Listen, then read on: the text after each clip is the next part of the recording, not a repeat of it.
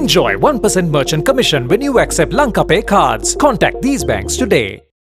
While this situation has been aggravated by ongoing global crises, including the pandemic, the focus of the protests has consisted of demands for economic relief and institutional reform. We consider it crucial to heed the aspirations of all segments of our people, in particular the country's youth.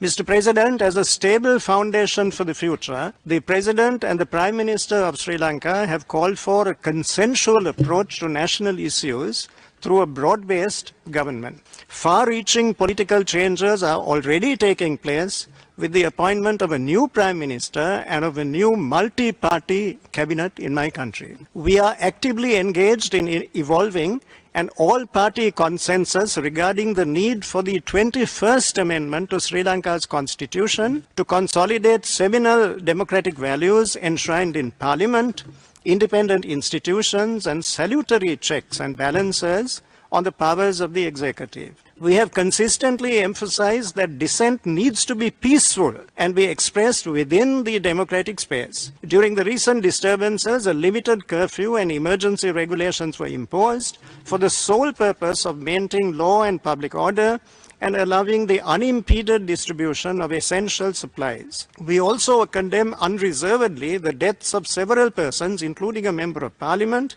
and extensive damage to property throughout the country. In order to stabilize the situation and provide essentials for our people, we are formulating concrete measures which are expected to lead to an IMF-supported program. We are putting together a coherent structure to place our economy back on a sustainable growth path and to provide for necessities such as food, fertilizer, energy, and medicines. The current situation and future reform measures have a potentially adverse impact on the lives and livelihoods of the vulnerable. The difficult situation we are facing today and the voices of our youth remind us urgently that we need to address these challenges with humility. UN High Commissioner for Human Rights Michelle Bachelet, in her opening address, pointed out that people's right to dignity can only be protected if people have space to demand the changes they wish to see.